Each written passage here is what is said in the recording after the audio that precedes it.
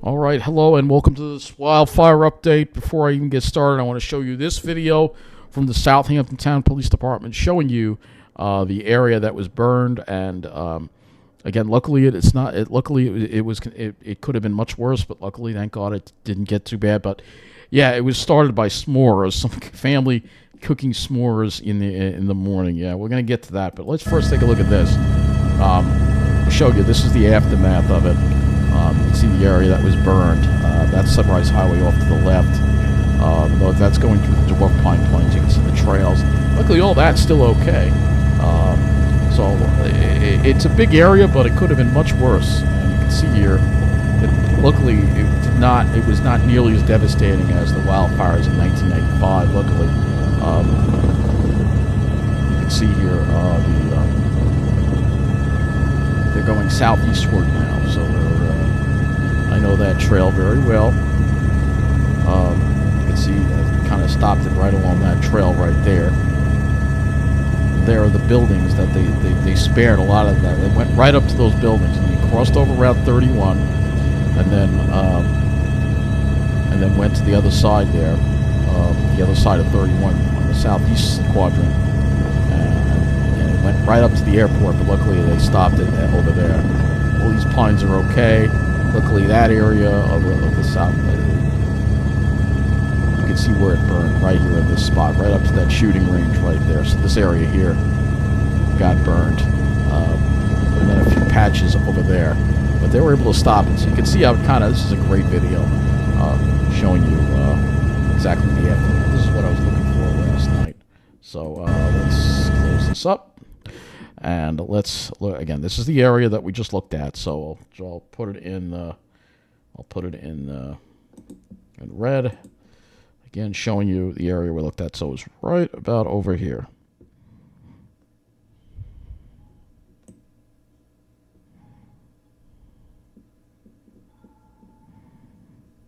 Generally, this area right here. That's where it happened. All right. So let's talk about how this thing started, because it got started by somebody cooking s'mores. Yeah, cooking s'mores. That's right. So let's read the Newsday article here, and then we'll look at News 12 as well.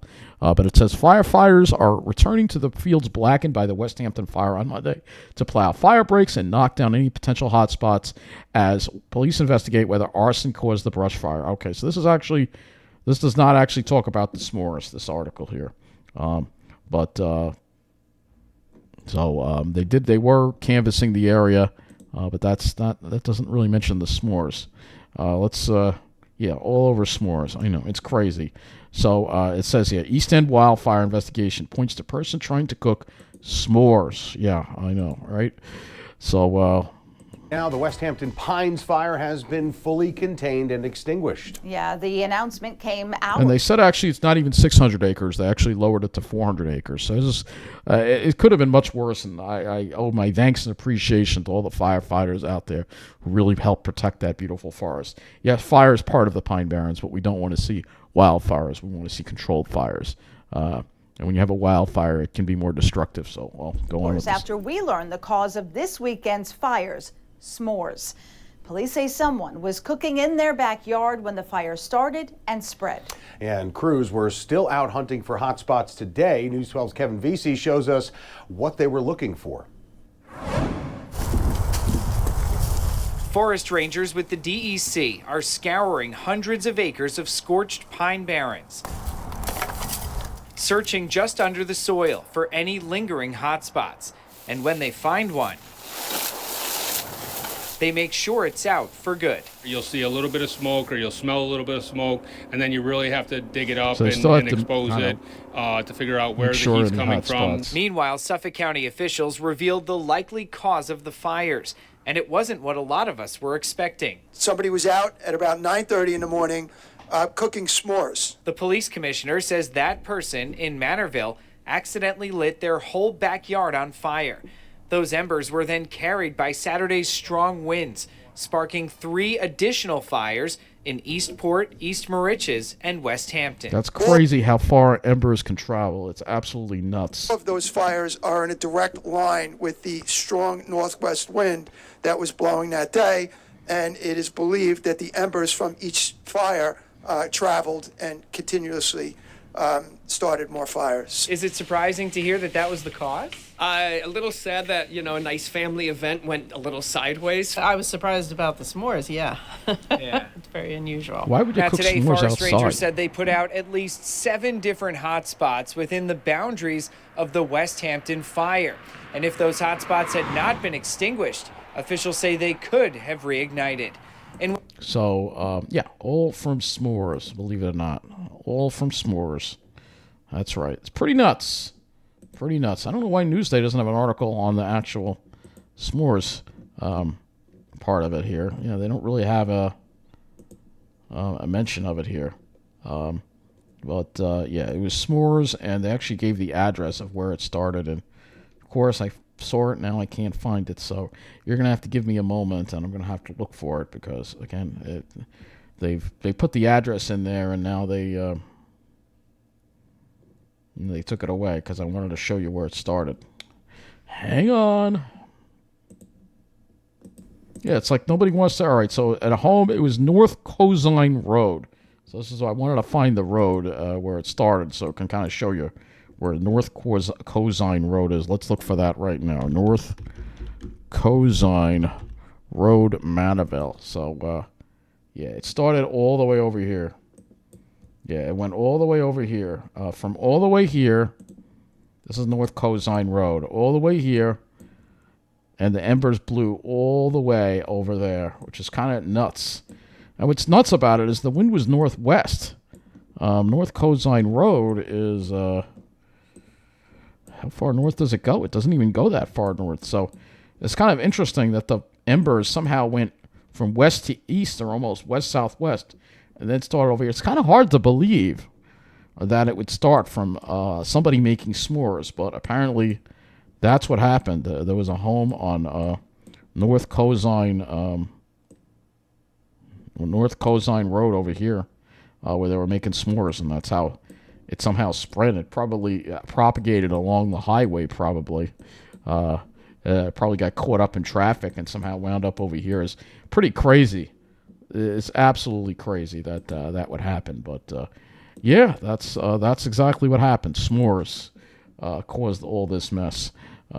So that's the update I got for you. So people got to be careful, man. You know what Smokey Bear says, only you can prevent forest fires. And they were actually trying to make s'mores in their yard. And I don't know, but there was a very detailed article, and it seemed like it got yanked down about how this all happened. It got yanked down. They yanked it down. I mean, there was a very good article that was very detailed that was yanked down by News 12 and apparently ABC as well. But I'll just tell you what I saw in the article because, again, there's some kind of cover-up going on. I don't know what. I'm very suspicious of the whole thing. Let's see if the Dan's article has any more information. There was so here's this. Thank you, Dan's Papers, for at least having a, you know, because they're the only ones that put a proper article out. They're the only ones that can get linked in the description. Police said residents were trying to start a fire to make s'mores at about 9:30 a.m. on Saturday, March 8th, but were unable to get it lit due to the wind. And again, very careless. They know it's windy. They know they shouldn't be doing this. But so they put cardboard on it and tried again, but were still unsuccessful. About 45 minutes later, a 911 call reported that the backyard of the home was on fire. Center Moriches Fire Department firefighters responded and extinguished the flames, but detectives believed embers from the fire had unknowingly spread.